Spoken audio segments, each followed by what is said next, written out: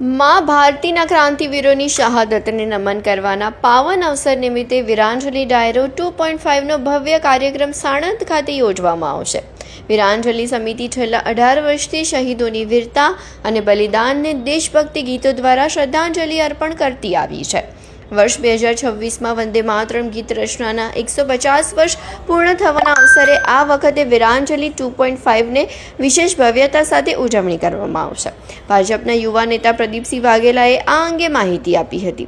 આ કાર્યક્રમમાં ગુજરાતના ખ્યાતનામ કલાકારો જેમ કે કીર્તિદાન ગઢવી, માયાભાઈ આહિર, સાંઈરામ દવે અને અલ્પા પટેલ ડાયરા મારફતે શહીદોની શૌર્ય ગાથાઓ રજૂ કરશે। આ કાર્યક્રમમાં મેર રાસ, દીકરીઓ દ્વારા તલવાર રાસ તેમજ આકાશમાં ભવ્ય ડ્રોન શો મુખ્ય આકર્ષણ તરીકે મુખ્ય રહેશે। ક્યારેક એવું લાગે છે કે આપણે પુસ્તકો વાંચતા નથી એટલે ક્રાંતિવીરોની બાયોપિક વાંચવાનો આપણને સમય જ ન મળ્યો, એટલે શીખવવાનું હતું એવું ઘણું આપણને પાઠ્યપુસ્તકો દ્વારા પણ આઝાદીના ઇતિહાસમાં શીખવવામાં ન આવ્યું। એટલે કાળની રેતીમાં ગર્ત થયેલા એવા ક્રાંતિવીરો કે જેણે પોતાના લીલા માથાનું બલિદાન આપ્યું અને એમણે કે એમના પરિવારજનો એના બદલામાં કંઈ માગ્યું નહીં, તો એ ક્રાંતિવીરોને પુણ્ય સ્મરણ તો આપણે કરીએ એવા શુભ આશયથી છેલ્લા 18 વર્ષથી વીરાંજલિ સમિતિ દ્વારા આ કાર્યક્રમનું આયોજન કરવામાં આવે છે અને આ વખતે 19મા વર્ષમાં પ્રવેશી રહી છે। વીરાંજલિ ડાયરામાં કીર્તિદાનભાઈ, માયાભાઈ, રાજભા અને અલ્પાબેન સાથે હું આ કાર્યક્રમના ખૂબ નવી વાતો કરીશું। ક્રાંતિ ગાથાના ગીતો ગુજરાતી ભાષામાં લખવાનો મને પહેલી વાર મોકો મળ્યો। ઘણા બધા ગીતો આ નિમિત્તે લખાયા અને આ મંચ એકમાત્ર મંચ છે કે જ્યાંથી એવા કેટલા બધા પ્રસંગો અને એવા કેટલા બધા ગીતો અને કવિતાઓ પહેલી વાર રજૂ થશે। તો આપ સૌને 23મી માર્ચે વધારવાનું હાર્દિક નિમંત્રણ પાઠવું છું। 23 માર્ચ ભગતસિંહ સુખદેવ રાજગુરુનો શહીદ દિવસ છે। આ શહીદ દિવસ નિમિત્તે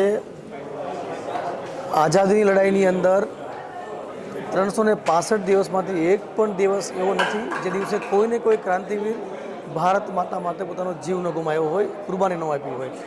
આ બધા જ ક્રાંતિવીરોને યાદ કરવાનો દિવસ એટલે 23 માર્ચ 18 વર્ષથી આ નિરંતર કાર્યક્રમ થાય છે। ગુજરાતભરમાંથી હજારો યુવાનો આ કાર્યક્રમમાં સહભાગી થાય છે। આ વર્ષે વંદે માતરમ સંસ્કૃત અને બંગાળી ભાષામાં પહેલીવાર લખાણું, એના 150 વર્ષ પૂરા થાય છે। એ નિમિત્તે વંદે માતરમનો ઇતિહાસ, અત્યાર સુધીની વંદે માતરમની યાત્રા, સાથે સાથે દર વર્ષે નવા ક્રાંતિવીરોને પણ આ કાર્યક્રમમાં જોડવામાં આવે છે। આ વર્ષે રાજસ્થાનના એક પરિવારના 2 પેઢી એટલે કેસરીસિંહજી બારડ અને પ્રતાપસિંહજી બારડ જે ચારણ પરિવારના દીકરાઓ હતા, ભગતસિંહથી પણ 20-25 વર્ષ પહેલાં એમને આ દેશ માટે બલિદાન આપ્યું હતું। એવા અનેક ક્રાંતિવીરોની વાતો અહીંયા ગુજરાતના ખ્યાતનામ રાષ્ટ્રભક્ત સાહિત્યકારો સાંઈરામભાઈ દવે, કીર્તિદાનભાઈ ગઢવી અને માયાભાઈ આહિર અને અલ્પાબેન રાજભા ગઢવી એમના માધ્યમથી ગુજરાતની ધરતી ઉપર સાણંદ ખાતે એકલિંગજી રોડ ઉપર વીરાંજલિ મેદાનમાં વીરાંજલિ કાર્યક્રમ થવા જઈ રહ્યો છે। આ 19મું વર્ષ છે। સતત આ કાર્યક્રમનું સ્વરૂપ વધુ મોટું બનતું જાય છે।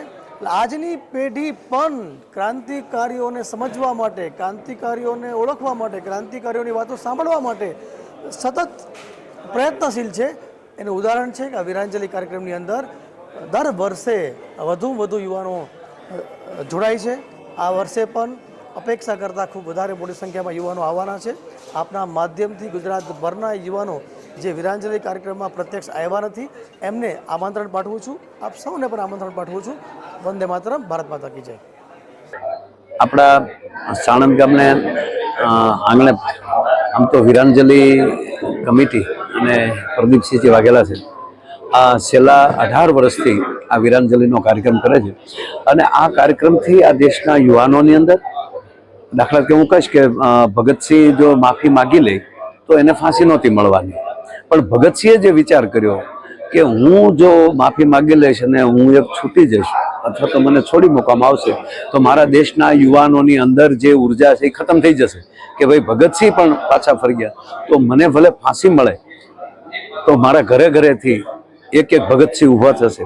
કહેવાનો મતલબ કે આવા વીરવર પુરુષોની વાતોને આપણે કદાચ ભૂલી ગયા છીએ તો આ વીરાંજલિ કાર્યક્રમથી જે આપણા દેશના યુવાનોએ મહાત્મા ગાંધી બાપુથી લઈને ટૂંકમાં કે એક નાનામાં નાના માણસ સુધી જે ઝવેરચંદ મેઘાણીને લખવું પડ્યું કે રક્ત ટપકતી 100 જોડી સમરાગણથી આવે, તો આ રક્ત ટપકતી જોડી કેટલા વીરોથી ભરાણી છે, કેટલા વીરોનું રક્ત પીડ્યું છે.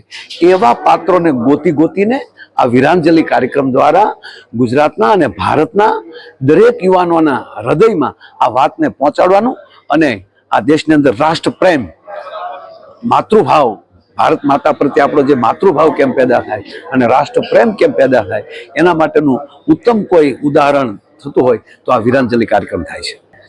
નમસ્કાર. 23મી માર્ચના રોજ વીરાંજલિ કાર્યક્રમ, છેલ્લા 18 વર્ષથી આ કાર્યક્રમ થાય છે અને આ વખતે 19મું વર્ષ વીરાંજલિનું, અને મને બીજી વખત ગાવાનો અવસર મળ્યો છે. તો ખાસ કરીને આ દિવસ એટલે શહીદોને યાદ કરવાનો દિવસ છે, એમને શ્રદ્ધાંજલિ આપવાનો દિવસ છે. ઘણી બધી એવી ગાથાઓ છે, ક્રાંતિવીરોના ગીતો છે, દેશભક્તિના ગીતો છે જે આ મંચ પરથી રજૂ થશે.